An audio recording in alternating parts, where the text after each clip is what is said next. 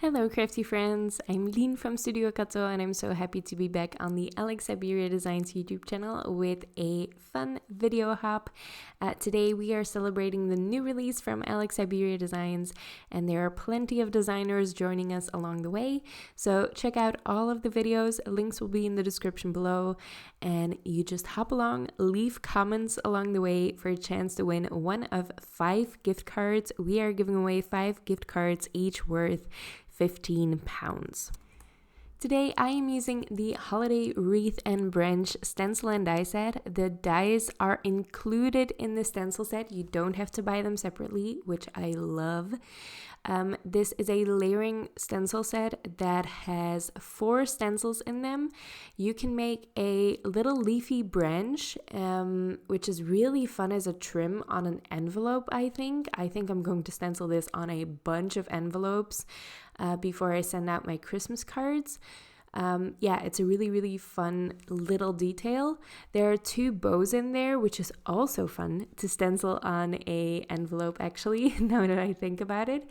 And there is this beautiful wreath, and on the final stencil there's even a sentiment included.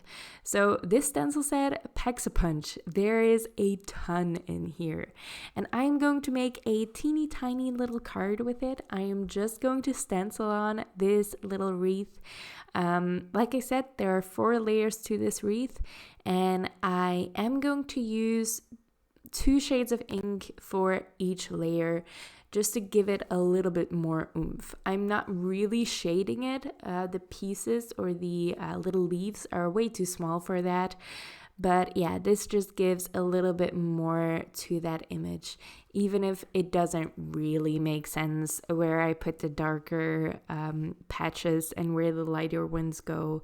I didn't really think about it. It's just a little way to add more color and give it a little bit more interest.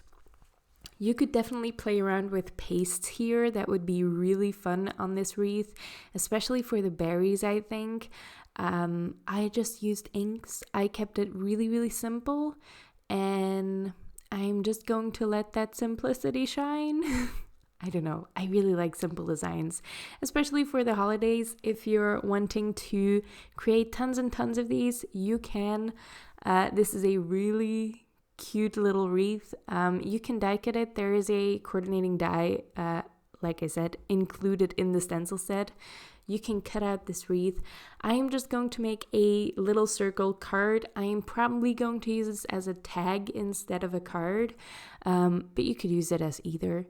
And finally, I'm stenciling on these berries. That's going to finish the wreath already. This is a really quick stencil set. I think the footage of me ink blending all of this was, 7 minutes long, and that's with cleaning my stencils in between. So this is a really quick one. Now, to keep this super simple, I'm going to foil directly on the wreath image.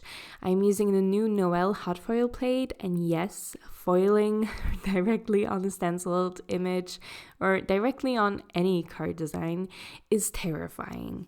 But if you're, white paper, if you're into foiling and you have a white paper that you like that always foils well, I always take the risk because there's less risk involved if it's the white paper you use a ton.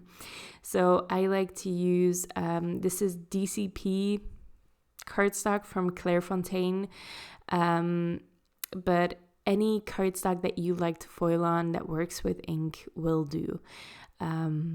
There's nothing really special about this cardstock except that it's smooth, and the weight I use is perfect for my die cutting machine and the amount of pressure that I need.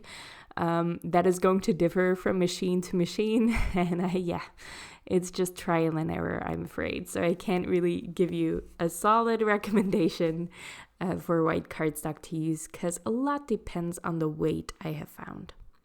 So this is that foiled image or foiled sentiment. It foiled beautifully, perfectly from the first time. I used some, polished brass foil from Spellbinders, which is just a really nice warm gold. And I am not going to die cut, like I said, with the coordinating dies. I am just going to use a circle die. This is the nested stitched circles from Syberia Designs, and I am going to line that up as best as I can with my wreath image. It is not perfect, but no one is gonna know. And this is just going to leave a really nice stitched detail all the way around my little card there. And it's not going to take away much from the wreath because, yeah, you're just going to see the design through the stitched detail anyway. I am going to cut 2 more of those circles from really thick, nice thick white cardstock that I always use for my card bases. And that's how I'm going to make this into a little card. Even if I'm going to use this as a tag, I like to make tags when I make them that fold open. So you don't really see the name of the recipient on the outside. It's just hidden in the tag. I just like tags that fold open.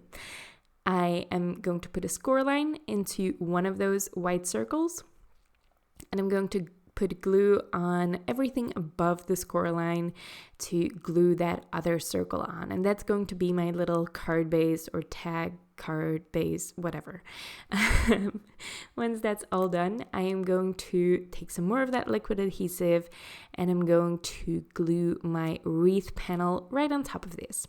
Now, before I glue this down, I do fold open my card base because circle cards are notoriously difficult to line up because they fold open, so they do have an up and a down. So to glue it on straight, I always like to fold it open so I know exactly where the card folds open, where the top of the card is. So I can try to line up my sentiment. Next up, I'm going to use this little die set from a previous release. This is the pretty bows. So it only includes those pretty bows. It doesn't include the greenery dies that you saw there. When there are tiny die sets, which I love to buy because they come at a great price point, I like to store them together. I like to try to keep the themes going in one little sleeve that I have. So I do have these pretty bows with another wreath building set. But yeah, I like to put tiny die sets together because that works out. But I do get that it's confusing on video. So these are the pretty bows. I glued 2 of the same size on top of each other, one in glittery gold cardstock on top of one in matte gold cardstock. I like to mix and match metallic cardstocks these days, especially for tiny things like that. I always think it looks really nice. So yeah, going to share that little tip with you as well. So this is a really, really simple card, but it's great for mass producing. If you want to crack out a ton of them, just stencil them 1 layer for 10 cards, then move on to the next layer for 10 cards, and you'll be finished with this in no time. It's going to make you a lot of tags or a lot of fun little holiday cards. I hope you like this card and I hope you like the video. Don't forget to leave comments on each stop of the hop for a chance to win one of those gift cards.